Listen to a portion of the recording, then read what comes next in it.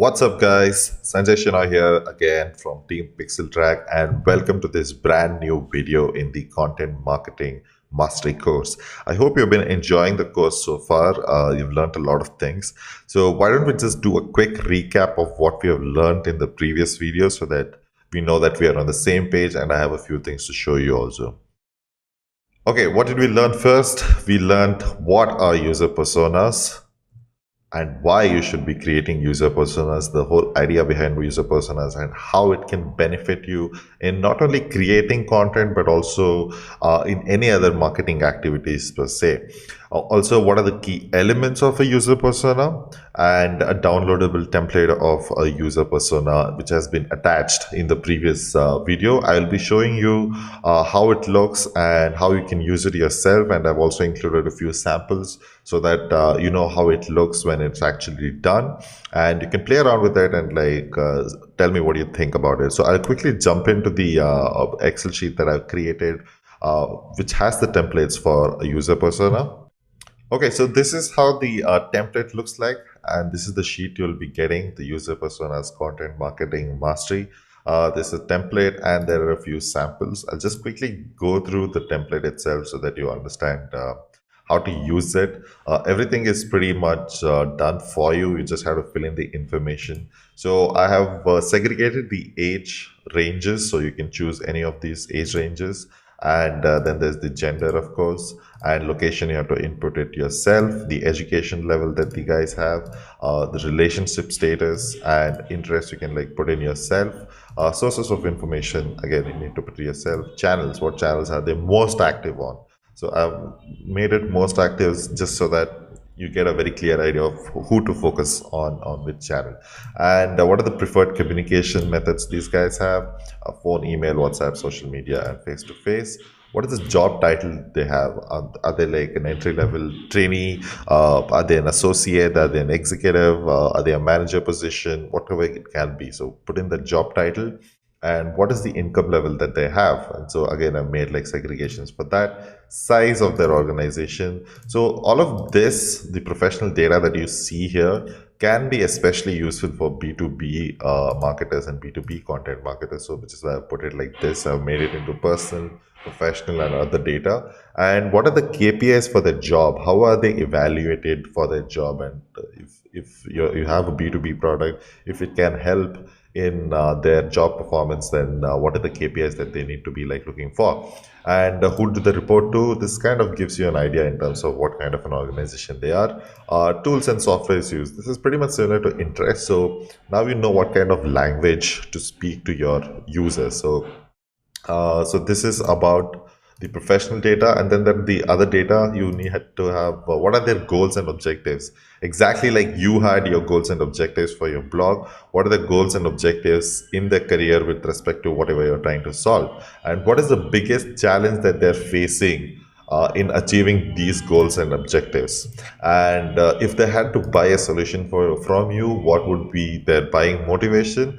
And what is stopping them from making that purchase decision? What are the buying concerns that they have? So let's quickly go through the sample that I've created just so that you get an idea. Let's go with this guy, Sahid. His age is about 26, 29, male, Bangalore, master's degree. He's single. What are his interests? He's into startups. He plays the piano. He camps. He works out, and he loves attending music concerts. What is sources of information? Blogs, conferences, webinars, workshops, etc. Channels he's most active on is Facebook. Preferred communication is on email. He is a digital marketing manager in a technological space, and he gets about this much in salary. Size of their organization is this big. His KPIs are basically sales, leads, and revenue. Who does he report to? VP of Marketing, CEO, and the tools that he uses: Intercom, Ahrefs, Grammarly, Moz, HubSpot. What is his goals? He wants to go up the corporate ladder and wishes to start his own company eventually. Also, he wants to increase his personal brand worth. Biggest challenge is he's not able to execute content marketing strategies for his organization, and his buying motivation would be better career prospects both internally and externally, brand. And this buying motivation is aligned with what I am trying to, what my objectives are. uh, from the blog or whatever I'm trying to do. And his buying concerns are: is there a brand behind whatever he is buying? Is there credibility? Is there safety? If I'm planning to do a course, he's worried about his ability to upskill without peers, without having classmates, and like without having a physical setup. So now, if you create like multiple personas, I've done about four, and you can go ahead and do as many as you want. I strongly suggest you do as many as you want, and it gives you a very clear idea in terms of who your audience is. And this is downloadable. I've attached it with the previous video, so go ahead, download it, take a look at all of this, and fill in your own template and fill in your own user personas. This is super important to do, because in this video we'll be showing you how to use this particular information and like make it useful in your whole content marketing. So if you haven't done it yet, please go ahead and create your user personas, use this template, and feel free to play around with the template itself. If you feel like you need to add more information here, feel free to go ahead and do that. But I feel that this is like the basic, the most important ones that I've put across, and I've made it into a nice sheet, so you can like go ahead and just like fill in all the information like I have. And yeah, go ahead and do it. Pause the video if you have to. Go ahead and do it. Take about 15-20 minutes, or probably half an hour, or however long it takes. Go ahead and do it, and we'll catch you back again. Awesome. I hope you guys have gone ahead and created your user personas. So let's get started with today's video. What are we talking about in today's video? So we are going to find your voice. We are talking about finding your voice and how you can find out your own voice that you'll be writing with. And it might sound a little confusing right now, but trust me, by the end of it, you'll know what exactly I'm talking about. So let's find out what you're going to learn in this particular video. You'll know what voice means. I'm not actually saying the vocal voice that you're hearing from me right now.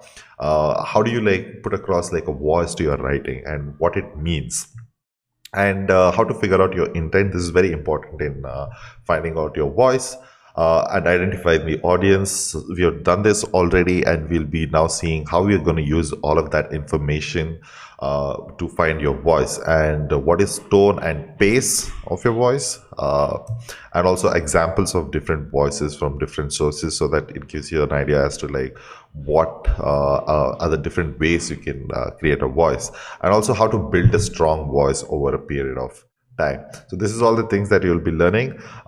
I'm pretty sure you guys are excited to know what all this is about. So let's get started with the video and figure out what your voice is. So by now you must be wondering, what do you mean by voice? So just to make things clear, I'm not talking about this voice. I'm not talking about your vocal sound that you make. I'm talking about the voice of your writing. Now, when you say voice of your writing, depending on who you ask, it can either be your style of writing and the perspective you have over the subject matter in question, or the tone in which you write, or it can be all of the above. So your voice, what it does is it helps you stand out. A unique voice basically helps you bond with your audience, bond with your readers, so that they will feel like coming back to hear you. And also a good voice makes you feel good about your writing. And so it's safe to say, to put it in very simple terms, voice can be your style of writing, when it comes to content. And don't worry, a lot of people think that you're born with it or you're not. Voice is something which is very innate to you. Don't worry about it. Voice is not innate. Nobody like is born with a voice. It develops over time, and it takes a lot of time to develop a very good, strong voice. And it only comes by practice. And trust me when I say this, everybody starts at zero. I have, and so have the best writers in the world, and so will you. And the only thing that is stopping you from developing that amazing voice for your content, for your style, is just you. So don't worry about it. It's going to take a lot of time, and once you have developed it, you'll realize that how concise you are in communicating whatever you have to, and how sensory and emotional it can be, and to drive that message.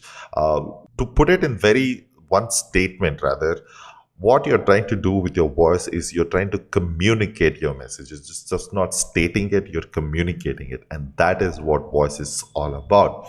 So this is what we'll be trying to do. This is what we'll be trying to find in this particular video. We'll be trying to figure out what kind of style of writing that you should be doing.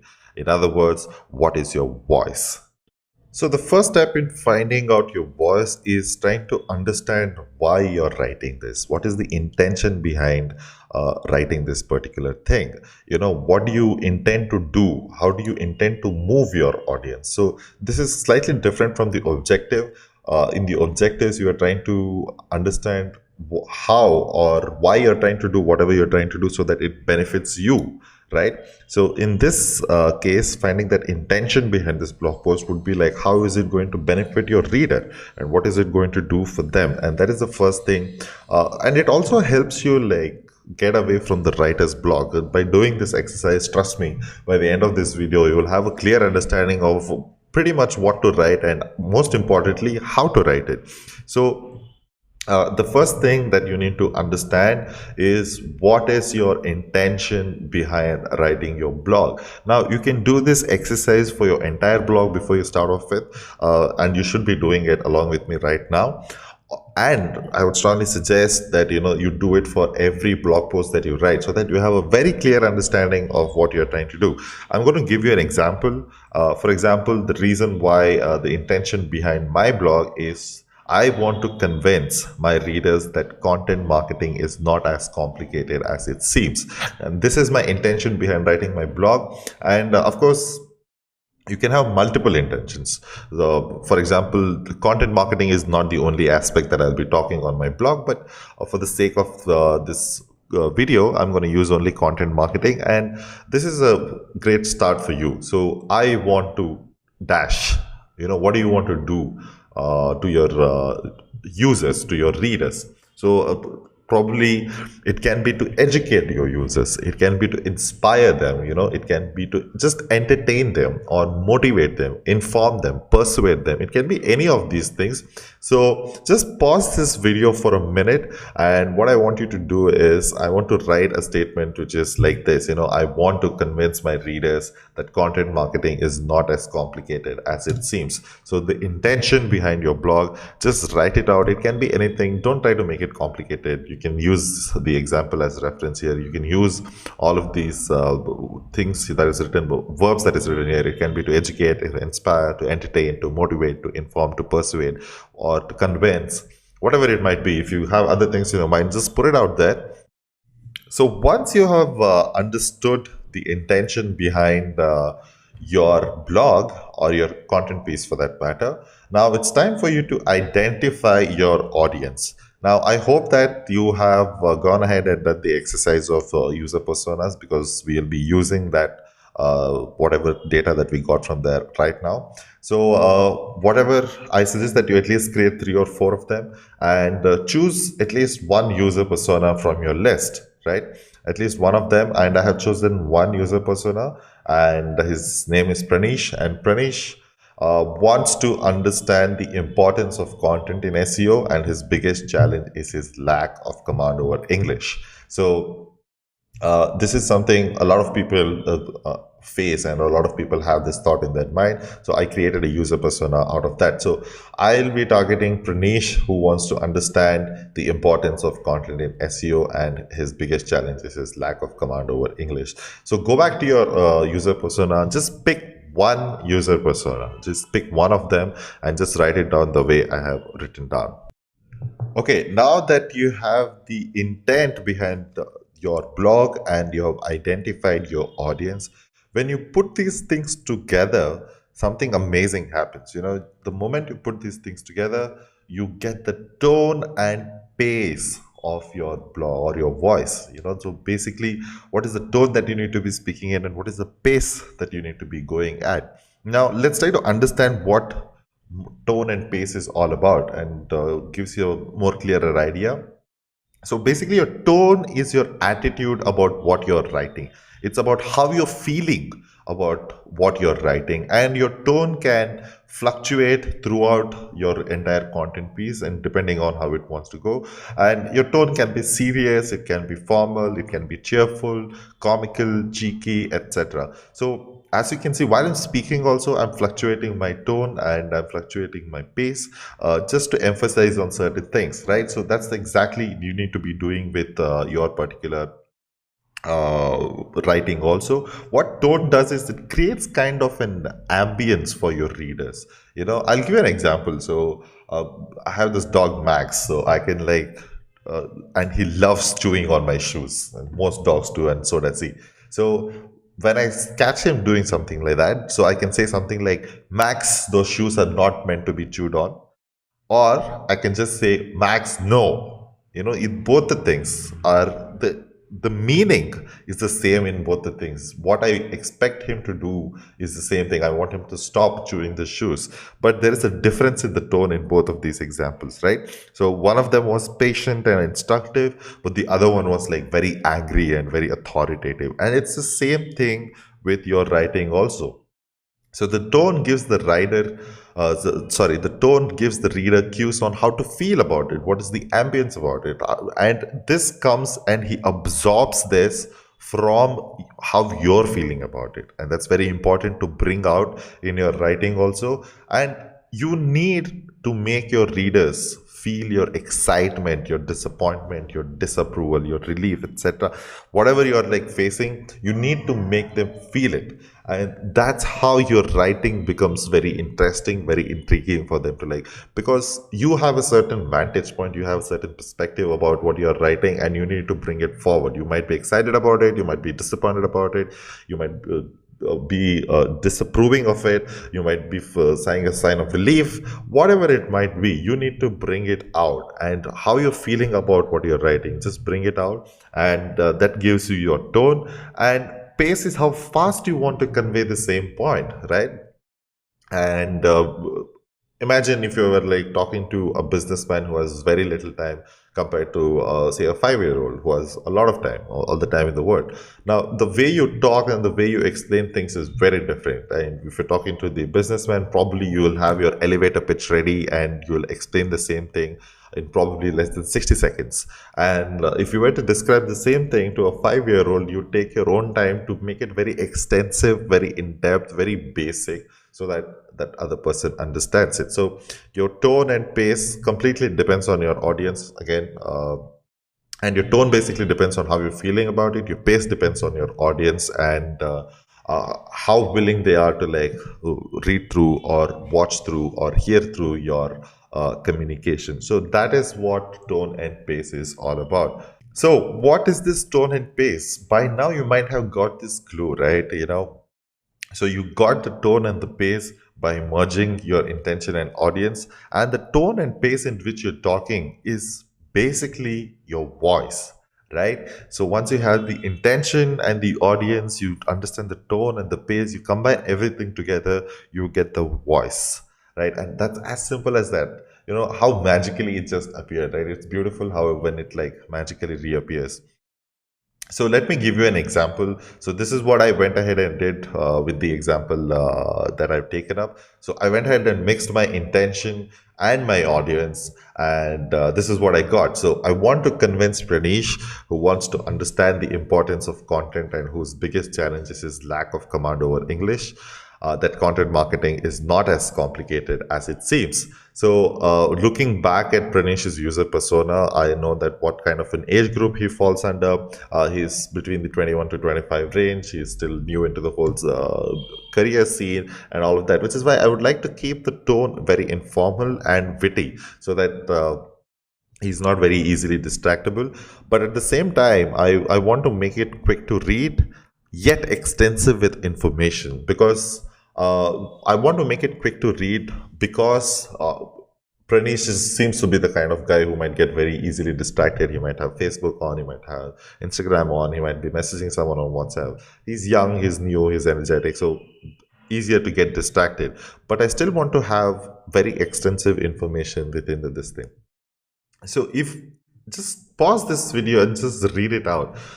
Even you would understand what and how to write about, right? The moment you write it out like this, you understand. Now, what I need to be writing about is I need to be writing about the importance of content and how lack of command over English shouldn't be a problem and how you can improve it and all of these things. And I'm getting all of these ideas right now just by writing this out, right? And the tone and pace in which I should be writing automatically comes because I know who I'm talking to. So when you pick out an audience, when you identify an audience, just pick out one audience and just stick to it. So when you stick to it, as though I'm writing this to Pranesh itself. So this really helps you elevate your writer's block, right? So the moment you conduct this exercise, trust me, your writer's block is out of the window. So pause this video, do this exercise, mix your intention and audience. You'll automatically get this and go through your user personas to get information about what kind of tone you should be talking in and what kind of pace you should be having. So go ahead and write this for yourself, and we'll get you on the other side. Okay, awesome. I hope that you guys have gone ahead and written down that. Just I want to give you a few examples just to get your gears moving, just to get the ball rolling, so that you get some references in terms of what are the different kinds of voices out there. So this is example number one. I'll just read it out, or you can also read it out if you want. So feel organized without the effort. Evernote helps you capture and prioritize ideas, projects, and to-do lists so nothing falls through the crack. So as you can see here, this is about Evernote, and this is on the homepage of Evernote, which is why I thought that this is a great example for it.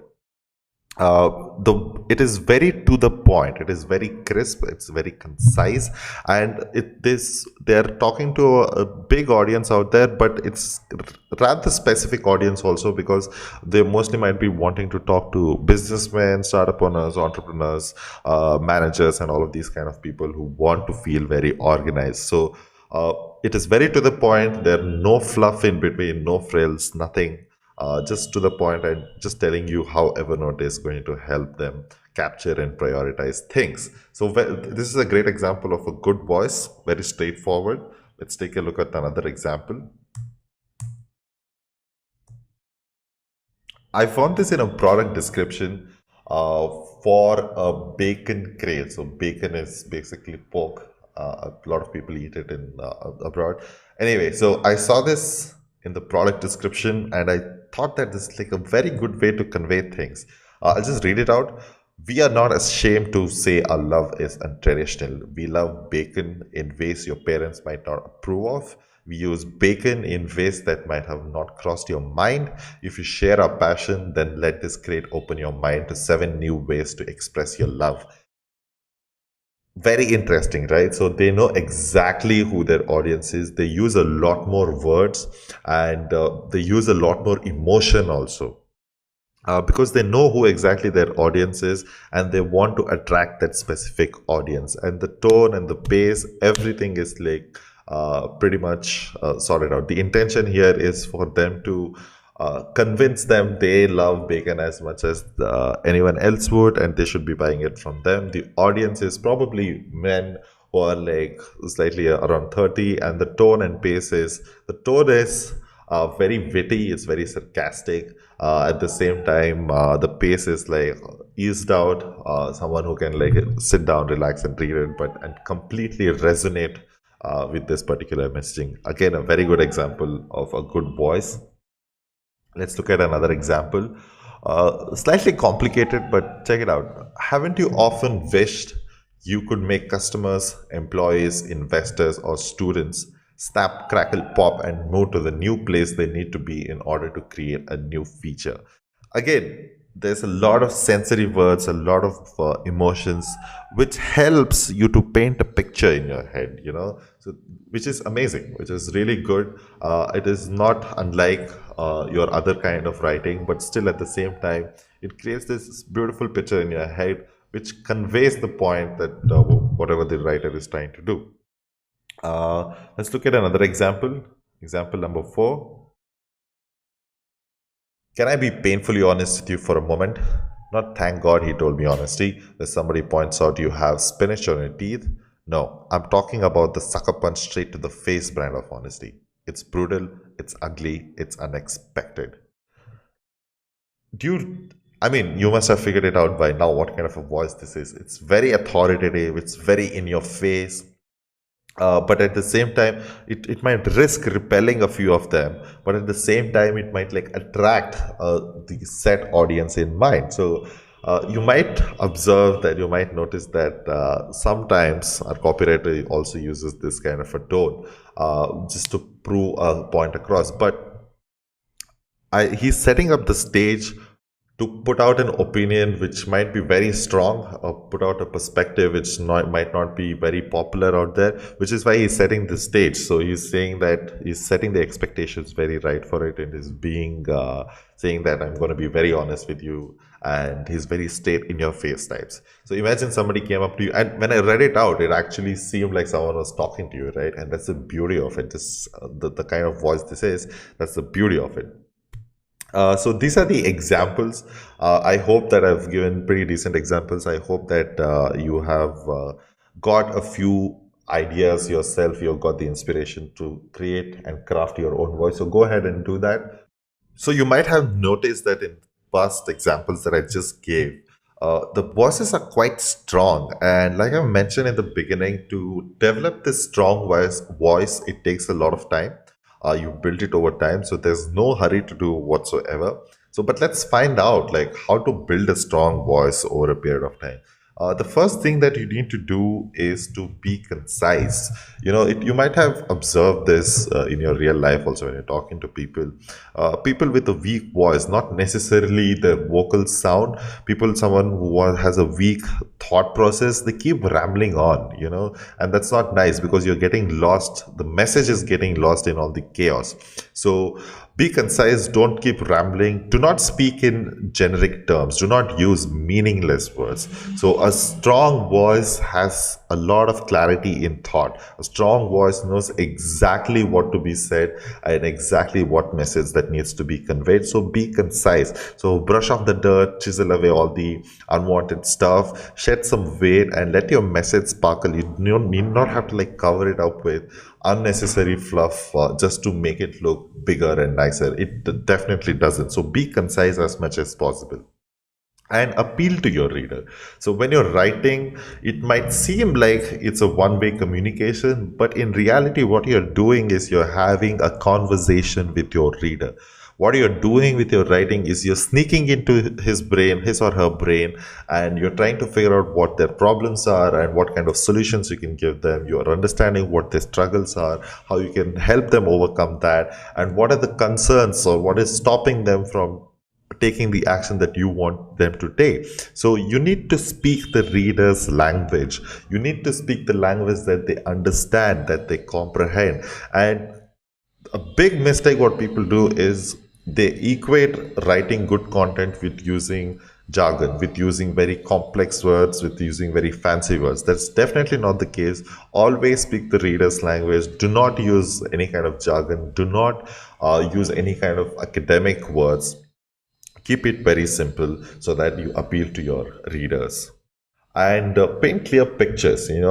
Just because you're being concise doesn't mean that you have to use lesser words. You can also use nicer words to dazzle your readers. What you need to be doing is you need to make an emotional connection with your readers, and you need to tap into the emotions of your readers. And how do you do this? A lot of people, what happens is the moment they start writing, they start stating facts. You stop stating facts. There is enough avenues for your readers to absorb or take these facts from.